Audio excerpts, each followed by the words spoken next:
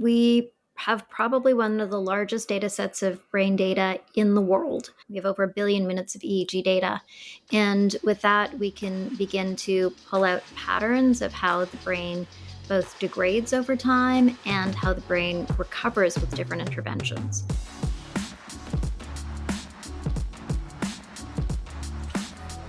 Welcome back to the Fitt Insider Podcast. I'm your host, Joe Veneri. Today I'm joined by Ariel Garten, co-founder of Muse. In this episode, we discuss Muse's brain-sensing wearable. Ariel explains how neurotech is moving out of the lab to help everyday consumers. Plus, we talk about Muse's use in clinical research, the company's latest device, and building the operating system for brain health. Let's get into it. The Fitt Insider Podcast is presented by EGYM. EGYM's smart fitness ecosystem is transforming healthcare through exercise. Combining strength equipment with AI-powered software and corporate wellness platform WellPass, it's leading the shift to proactive preventative health. Learn more about EGYM's intelligent workout solutions at egym.com. Ariel, welcome to Fitt Insider. Thanks for joining us. It's my pleasure to be here. Hello. I'm excited to talk about Muse and everything that you have going on. And to kick things off, why don't you just introduce yourself, tell us about Muse, and then we'll get into the conversation. Awesome. So my name is Ariel Garten. I'm one of the founders of Muse, and Muse is a brain sensing headband that helps you improve your brain health. It's a slim little wearable that tracks your brain activity and allows you to track your brain's cognitive changes. It allows you to improve your sleep, teach you how to focus, do neuron biofeedback, and overall help you improve your productivity and quality of life. It's pretty awesome. For folks who aren't familiar, maybe just talk a little bit more about the form factor, how you arrived at even focusing on brain health. And then I think from there, we can talk about not only why that's important, but how specifically this technology is unlocking that. Sure. So Muse is a clinical grade EEG, meaning that there are little sensors that sit on your forehead that read your brain waves. Just in the same way that going into a lab or a hospital, they might put an EEG on your head and a technician across the room will read your data. This is a wearable, which means that you slip it on comfortably and easily onto your forehead. It tracks your EEG with the exact same fidelity as those lab grade systems, and then transfers the data to your smartphone. And it comes with interpretation that actually helps you make meaning of that data and use it to improve your brain. I started working this technology in the early 2000s. I was in a research lab at the University of Toronto, and we had an early brain-computer interface system that allowed you to put a single EEG electrode on your head and translate your brain waves into sound or light. And from there, I took a look at that and said, like, wow, this is incredible. We can actually interact directly with our brain. And I started the process of taking the technology out of the lab. Fast forward 14 years later to 2014, we had the very first EEG that could track your brain that you could buy in Best Buy. So the first consumer product. And now 10 years after that, 2025, it's a device that's widely used by hundreds of thousands of people to track and improve their brain health. I always think it's super interesting when you have someone, you've been at this, you said early 2000s. So quite a while thinking about how do we bring this technology to consumers? I think now, if someone were to start a company doing this, it would be fairly obvious relative to when you started what the consumer application is. How do we make this and introduce this to a mass market? How do we make and educate people about why this kind of brain data is going to be important? What type of, I guess, hurdles, barriers did you encounter versus the kind of opportunity that you saw to say, hey, this is how we bring this technology out of the lab and make it relevant to everyday people? So when we started in the early 2000s, the technology was a wired electrode with a fiber optic cable to a computing tower under our desk. And so to make the leap from there to where we are today with this, lightweight thing has been massive. And we really had to wait for technology to catch up to us and then leverage every technology wave. So it wasn't until 2010 when smartphones began to have more prevalence that we were able to say, hey, this crazy tool that we had to connect with a fiber optic cable to a big computer, we can now connect to an iPhone. And then there was the app. And so we could make an app that it would work with. And then there was improvements in battery and sensor technology, which could make it smaller and lighter. We then leveraged cloud computing when that started to come to the fore. And it's, fascinating to look back and think, oh yeah, there was a time before cloud computing where we had to do everything locally between the headband and the device. And then cloud computing came along and we could send our algorithms back and forth through the cloud and use TensorFlow Lite to in real time decode brain data and give you insights.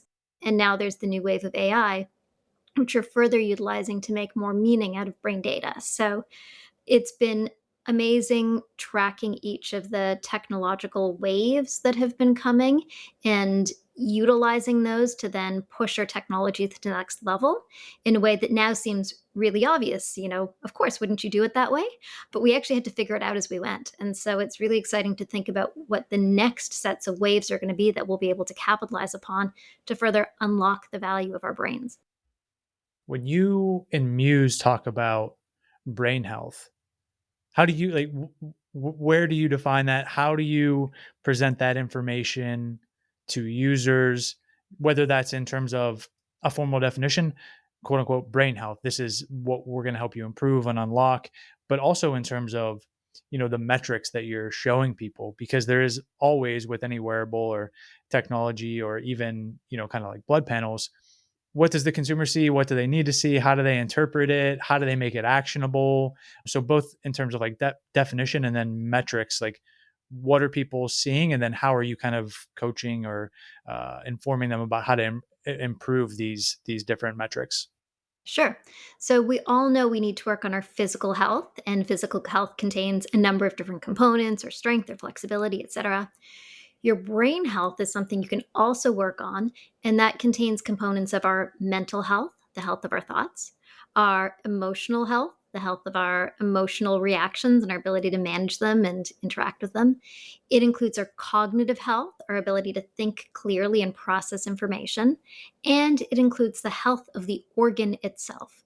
The health of the actual tissue of the brain, the neurochemical composition, the neuronal ability to communicate from neuron to neuron, etc.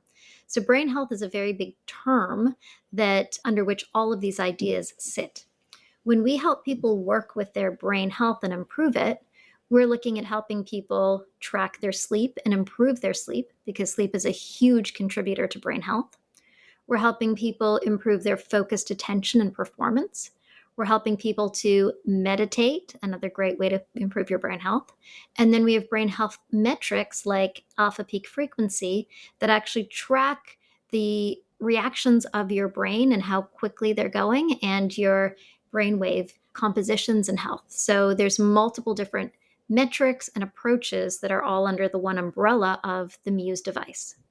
Maybe in the last decade plus, we've seen a whole host of companies emerge that have really, in terms of tracking, in terms of education, in terms of utilizing technology, the impact of sleep on overall well-being. I mean, we've known it, but now quantifying it, put a number to it, track it every night. Same thing with mental health, thinking about maybe the body and the brain separately and not making that connection of the type of, oh, this impacts how I feel. These things are very interconnected and so on and so forth. Is there a challenge the trying to convince people, hey, if you put this device on your head and we use it and track and then follow the metrics, these are the types of outputs that you can expect to have. This is the impact that Muse is having on a regular basis, just in terms of the education or breaking down some of those barriers, whether it's stigmas or confusion about what brain health actually means. When we come to consumers, we actually have to talk about it a little bit differently. I mean, everybody knows as a general concept, you need to improve your brain health. You don't want to get Alzheimer's and dementia. You want to be sharp as you age. But most people don't know what to do to get there. And we often have to come in from different directions. So, with people who have difficulty with their sleep, our marketing talks about the sleep support that we give with Muse, the digital sleeping pill intervention that we have that helps improve sleep, the efficacy of our sleep tracking with Muse. We track sleep as effectively as a sleep lab. So, it's like, if sleep is your issue, then we can use that as an entry point to get you sleeping better and improving your brain health. Meditation is another entry point for people who know they should meditate. Their doctor told them their stress is too high. They're looking for a tool to meditate. Muse makes meditation easy by giving you real-time feedback on your brain while you meditate, showing you the metrics of your brain while you meditate, and actually showing you how you're improving session after session. For those who just, want to track something, I want to track my brain health, and we have metrics like alpha peak frequency that let you actually track your brain day to day. So there's multiple inroads. We also find that mental health is a whole other inroad. If somebody's struggling with anxiety or depression, the tools that we have in Muse help you manage your thoughts, help you learn to move your mind away from difficult thoughts and onto things that make you feel better. So it becomes, it's a broad toolkit with entry points that resonate with different people. In terms of, you mentioned sleep tracking on par with a sleep lab, and then all sorts of different qualifications, sensors, technology packed into it. Where does this sit in the kind of wellness medical device spectrum? And then with all this information that you're collecting, how are you then kind of validating it? What type of research and studies have you already done and see in the future to be able to unlock more of this kind of medical grade sensing? So Muse sits in the general wellness category according to the FDA. We've had various engagements with the FDA, and they're happy with us being a general wellness device. That said, it's used in literally hundreds of research studies as a general wellness device to track sleep, because it actually does track sleep as effectively as a sleep lab. So we have, labs from Stanford, the Department of Defense, even NASA, all of these amazing institutions actually use Muse as a research tool. So there are studies on Alzheimer's, Parkinson's, kids with autism, using Muse to both track their sleep night after night in their own bed, as well as track their daytime EEG to be able to identify biomarkers for these different conditions. There's been to date well over 200 third-party studies published with Muse. So we've been really lucky over the decade that it's been taken up by the research community to use as a research grade tool. And then we get to take those learnings that come from the research and scientific community and give them to consumers through the tool as well. So the exact same tool that consumers use is what researchers use for their real brain research and sleep research. Obviously there's the kind of specific maybe Muse perspective on this, but in general we see kind of the blurring of the lines between this wellness and medical grade, and the different hoops that you have to jump through with the FDA, but also then their role kind of protecting consumers. Is there aspirations or even interest in being quote unquote medical grade, or is it sitting in this world where it is a medical device but it does have the validation of the research community and the studies and the implementation? You're able to kind of have the impact that you want being in that world versus continuing to pursue some type of certification. Exactly. So it is medical grade, but it doesn't require certification as a medical device so long as we are not diagnosing or claiming to treat any condition. So, for example, Mayo Clinic has done least 7 different studies with Muse, one that they recently published using Muse with long COVID patients, demonstrating that it improves long COVID symptoms. Another study with breast cancer patients showing that it improves quality of life, sleep and fatigue in the breast cancer care process. A third one with Cushing syndrome and endocrine syndrome, demonstrating that it improves endocrine levels. So long as we don't say we solve long COVID, we are instead in the general wellness category, which is a device that can assist individuals living with these conditions to improve their quality of life.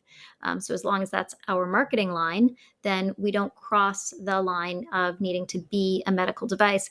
Yet we are sold in the Mayo store. You walk into the Mayo Clinic in Rochester and you can buy a Muse, and doctors there will recommend it to you.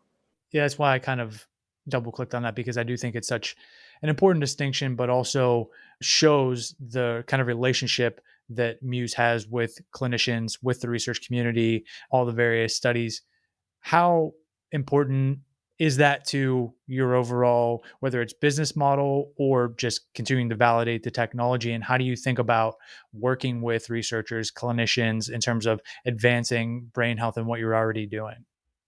So I think it's absolutely critical to work closely with science. I mean, you can't make a tool that's supposed to help the brain or body in any specific way without having A, sufficient validation that it works, and B, taking the time to dig as deep as you can with the technology to see how it's most efficacious. So it's, my advice to anybody if you're making a health and wellness tool is try to do as much research as you can with it, engage clinicians, engage researchers, and have them do studies. We don't pay for any of our studies. Researchers and clinicians do them for us because they like the tool and they want to see if it can improve out, if it can improve any of the conditions of their interest. And as I think about the way that we are able to leverage that data, so we currently have studies with, as I've mentioned, patients with Alzheimer's, patients who are at risk for Alzheimer's but have not yet seen it develop, patients with Parkinson's, other patients with Parkinsonian-like symptoms.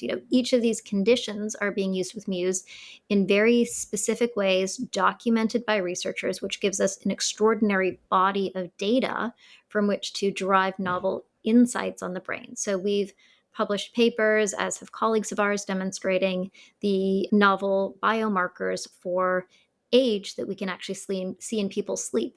So sleep spindles turn out to be incredibly reliable marker for your brain age and your chronological age. And so, with this incredibly robust network of researchers and clinicians that we work with, we can really multiply and expand our efforts much more than our team of 50 or 60 people can do in order to make real breakthroughs and insights in the world of brain health that can then be really rapidly translated into tools for consumers to use.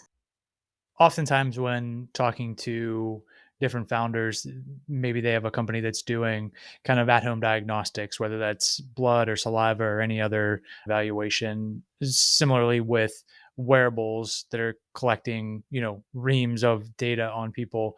One that's then used to fine tune the algorithms and give people the right kind of insights and feedback that they want. But then you have seemingly a treasure trove of information that, as you talk about, whether it's working with clinicians or otherwise, you can really dig into to start to see different patterns, potentially treatments, different ailments. How do you think about this Muse data set, what it means today and potentially in the future?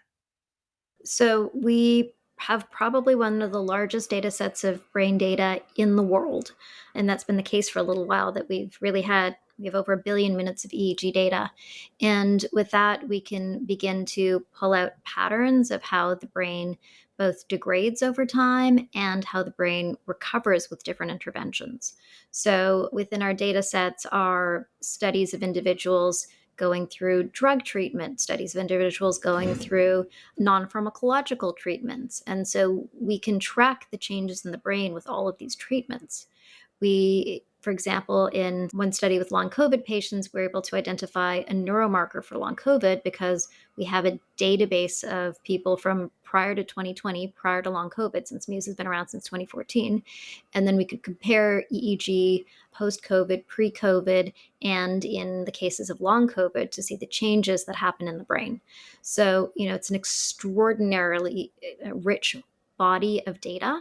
And we've created what we call a large brain model. So, in the same way that an LLM, large language model, can really be taught to decode novel patterns and novel ideas when fed with every word that was ever written in the English language, we are able to do the same thing with our large brain model, where we've created a structure, an AI model of Muse brain data that can now start to generate insights in and of itself. It's an incredibly powerful tool for discovery. This episode of the Fitt Insider Podcast is brought to you by EGYM. EGYM makes some of the most innovative strength training machines on the market, but that's only one part of their integrated ecosystem. With connected fitness equipment, AI-powered gym software, and a comprehensive corporate wellness offering, it's forging the future of preventative health. Partnering with companies worldwide, EGYM's WellPass program improves employee health by expanding access to premier fitness and health facilities. Upgrading gym floors, EGYM equips every operator with smart equipment and AI tools to create hyper-personalized training plans for every exerciser. Putting it all together, they're transforming healthcare through exercise. Experience the power of EGYM's ecosystem at egym.com. Beyond the application of improving any type of insight or guidance or tailoring different interventions for individuals who are users, are there applications with this brain model that go beyond just how you present it to users, whether that's developing novel treatments that can be applied outside of the Muse ecosystem, or working with researchers to, leverage that data for other interventions and reasons? Is that already starting to take shape? Is that part of whether it's the goal or business model going forward? Yep. So that's part of what's already happening, which is super exciting. So, in one example, we have studies with a group of researchers looking at enhancing deep sleep in older adults with MCI. And through the work that we're doing with that group of researchers, by looking at EEG data recorded from healthy individuals, healthy older individuals with MCI, we can then start to create closed loop stimulation models that are able to detect brain features associated with dementia and sleep, and then start to enhance those brain features so that they return more to a normal state. So that's one great example of using our large brain data models to understand the differences in those brains, and then using the interventional capacity of Muse to then restore the brain, and doing it in concert with research. And then it becomes a tool that actually will be available to consumers in the relatively short future. You mentioned Muse doesn't pay for studies, but whether it's leveraging that data or working maybe together with the scientific community to develop the treatments, uh, just this like business model piece, is that a transaction? Is that a partnership? Is there some type of, maybe if you're working with someone, like joint venture developed to create whatever the intervention is on the other side? How does that actually work? It varies in case by case. Often it is a researcher or an institution coming to us for our services, and purchasing research services from us in terms of the device and the platform, and then purchasing from us our AI services to help interpret that data. And it really depends on what the intervention is. Sometimes we will license the IP back to then be able to utilize it to generate our own outcomes. It varies on a case by case basis. Sometimes it's institutions, purchasing rights from us. It really depends on what the win-win is.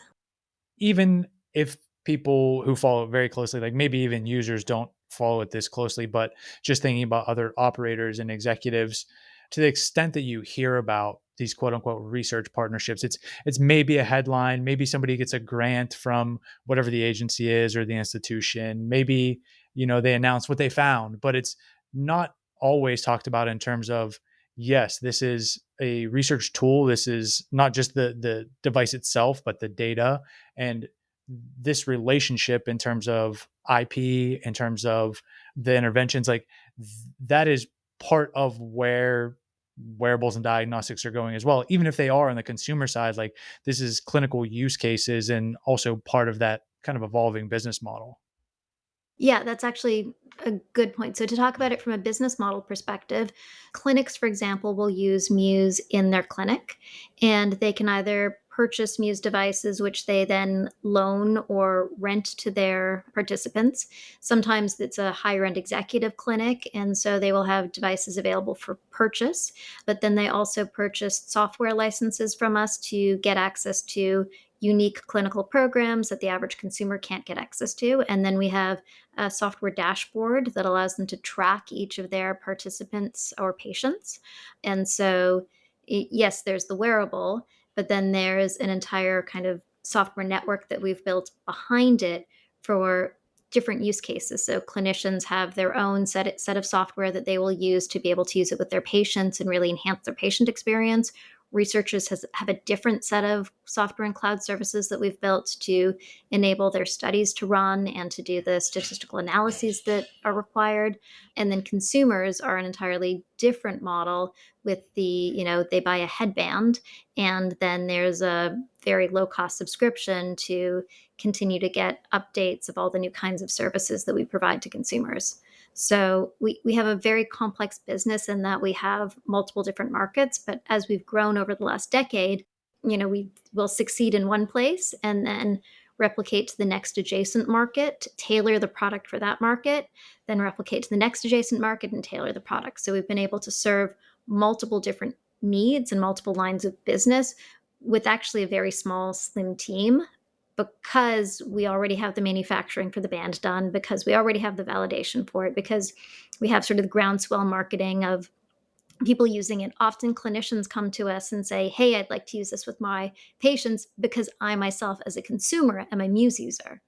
So it's been really interesting to see how the consumer support actually blends into and creates a groundswell of clinical business, for example. And likewise, a consumer will buy a headband because their clinician recommended it to them, and then they'll buy one as a Christmas present for their sister. And so the two markets really feed into one another very successfully. I appreciate you sharing that. It's very interesting to think about the challenges that come with that because, as you said, it's like you basically recreate this relationship network almost business model in each of these markets to say, okay, what do these individuals or clinicians need? How do they want to utilize it? What does that maybe platform look like? What are the use cases? Tailor it to them and then replicate that versus a mass market device that maybe we think of like most wearables. And it's, I don't know if Muse probably doesn't necessarily like this phrasing, but there's different, you could say, oh, this is a Fitbit for your brain, or this is an XYZ wearable for your brain, but it's actually not, because it's not this in the same way that it's like a mass market. We want everybody to have one and then you get whatever the readings are. Do you have a perspective on, will more device makers take like a similar approach, or will we see, once you get this kind of adoption on the consumer side, like really a lot of the devices, whether it's on your wrist, on your finger, you name it, like they want to have this clinical medical grade, to some extent research driven side? Like, can they do that? How challenging is that, just to make that extension and build that on top of the business? And maybe is that why your approach has kind of been different and you're finding success doing it that way? So I have to say for us, it's actually been kind of organic. On the clinical side, for example, we saw a pull from clinicians. Clinicians were using it, and then we realized that we needed to build tools to serve them. And then on the research side, researchers were using it. So then we kind of took the same notion of how we created the tools for clinicians and created a new set of tools similarly for research. So it's really started from the organic need. And then, the product manager internally, who's sometimes me, the product manager internally then has to think, okay, well, we have this thing. How do you really adapt it to serve? What is the software that's actually required to serve this niche? Because if you just give them the generic tool, it's not quite going to be right. And they're using it because they have a need and they want to solve, and this does solve the need. But if it doesn't do it elegantly, you're not going to get large adoption. And so it's then the modification of what you've got for the new market that makes it elegant, that makes it usable, that then gets people recommending it to their colleagues. So, in research and in the clinical space, a vast majority of people come to us through recommendation, because they're very happy with the service and they recommend it to someone else, and then it becomes kind of a de facto. So when you're able to really adapt to a specific market segment, then you're able to succeed. And I know in business, you want to start with just one market segment and don't get too diluted. And we were lucky that we were able to really get our thin edge of the wedge going in consumer with a very narrow product. And then as we built our legs under us, as we understood our manufacturing, as we understood everything from end to end, our consumer care, we could have the confidence and knowledge and success to then adapt that product for multiple different segments. Just thinking about how it continues to evolve essentially to, a brain health operating system, really understanding all the various things that are happening. And then, as we talked about very early on, you mentioned just like the impact on every aspect of well-being, mental health, sleep, physically, how you feel, all different types of disease indicators, longevity. There's this, I think, a huge interest now around just individuals wanting to improve their personal well-being, a certain subset of those people willing to pay for any tool, any test, any blood analysis, so far as like health optimization on one side, but just really just proactive preventative health. How does brain health and this brain health kind of operating system, the metrics that you're talking about, integrate with this, what we think of as preventative health in terms of like blood tests and other wearables? Like, are you already, maybe Muse, can you plug that into a different kind of platform alongside of all of your other blood panels? Can I upload all my information to Muse and really start to get this full picture where everything is very much siloed right now, and it doesn't integrate, it doesn't talk to each other, it doesn't necessarily make sense, but certainly moving toward a future where those things do happen, and how we think about like, hey, where does brain health and metrics sit within that kind of ecosystem? Sure. So we're starting to see a little bit of the crosstalk. We have clinicians, for example, who use Muse's brain health metrics as a way to test that their supplement interventions are working, or that their lifestyle recommendations are working. Or, they'll use Muse as a stress relief in our meditation tools, and then they'll use cortisol blood panels to show the patient that, look, your stress is actually decreasing and you're better able to manage these things. So we're already beginning to see the crosstalk of how these tools and metrics interrelate, because Muse can be used both on the, I'm not going to say diagnostic and interventional side, but can as a treatment, and an indication. Um, and then as I look at the future, Muse is integrated into your health kit. So it's one place where your data begins to be stored. Our dashboard, we've worked on studies where our dashboard, then flows into other kinds of health records. And so we're starting to see the pulling in of these data types, though at the moment it tends to be a skilled clinician who has to hold all of the pieces. They'll hold your blood work, they'll hold your using your Muse, they'll hold your sleep data, and they'll use all of that information to coach you. What we're in the process of doing is building an AI coach inside of Muse to help you kind of centralize and make better choices and better planning with at least the data and information that you get from the Muse. We hear now about the brain computer interface that maybe implantables. Muse obviously is a much more not only non-invasive but sleek and very accessible device. Uh, just how realistic is it that we are moving towards a world where, not just for paralysis or blindness or some of these other conditions that are very specific, but where most, all people have some type of implantable brain chip that is not only doing a lot of things that we talked about today, but just kind of way beyond what we think of as possible today? It's definitely not gonna be in my lifetime or yours, no matter how many life extension, supplements we take. It's still a science fiction future to have that kind of mass brain implant. When I look at how these kinds of technologies serve us today and how they will serve us over the next 20, 30, 40 years, within our hopefully long lifespans, they're tools and technologies that help us learn about ourselves, that help us become more aware of what we can do to improve our brain, that help us do training for our brain in the same way that you can go to a gym to make yourself healthier. And you can do all of these things with something that is non invasive, that simply sits on your head, just like your Fitbit sits on your wrist, and doesn't require any sort of implant nor invasion of your own mental space or privacy.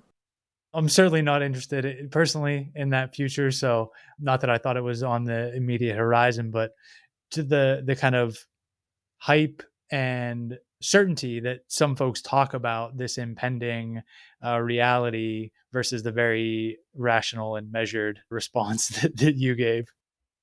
Yeah, I think it's very important to stay grounded in the here and now and use the things that we know work. We know going to the gym works. We know eating well works. We know there are certain supplements that work, plus or minus, some burden of proof required for some larger burden of proof required for some supplements. And I think there's a lot that we can do with simple technology today that can really enhance our capabilities and make us more aware of what we need to do to live healthier and live longer without having to, delve into any sort of sci-fi future or permanently mar ourselves in any way. We're very capable humans. Small amount of technology can be safely used by us to enhance us. Getting back to Muse as we wrap up, what we talked a lot about a lot today. I think the research applications, the utilizing AI. You even talked a little bit about like this research, or rather AI coach. What, if anything, is kind of top of mind for you now? What are you excited about? Is there anything that we should be looking forward to in terms of either announcements or rollouts? And that's totally fine if, you keeping those under wraps for now, but anything that, is just coming in the future. Actually, our newest device, we've talked a lot about brainwaves, the EEG activity that you read in a research lab that Muse does. We actually have a new technology that's been integrated into the Muse, and it's called FNIRS, functional near infrared spectroscopy.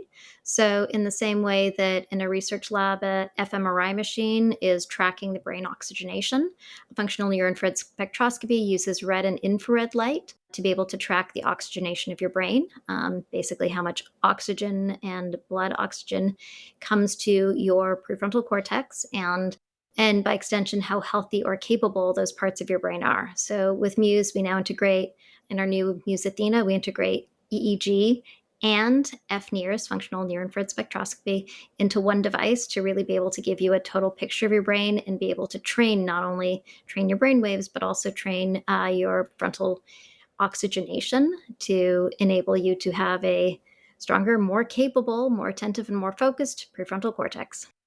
For anyone that wants to check out more about Muse, try it out, where would you point them to follow along? You can go to choosemuse.com, CHOOSEMUSE, choosemuse.com, and you can follow us on all the socials at choosemuse. Perfect. We'll make sure everything is easy to find, linked up in the show notes, and really excited to share this conversation. So thanks for being here today. Thank you. Thanks for listening to today's episode. If you got value from the conversation, please consider subscribing and sharing the podcast with a friend or colleague. It's a massive help. And if you want more content like this, including news and insights on the latest industry developments, subscribe to the Fitt Insider newsletter at insider.fit.co. And one more thing, you can learn more about our recruiting and consulting services at fit.co. That's FITT.co. I'll see you here next week.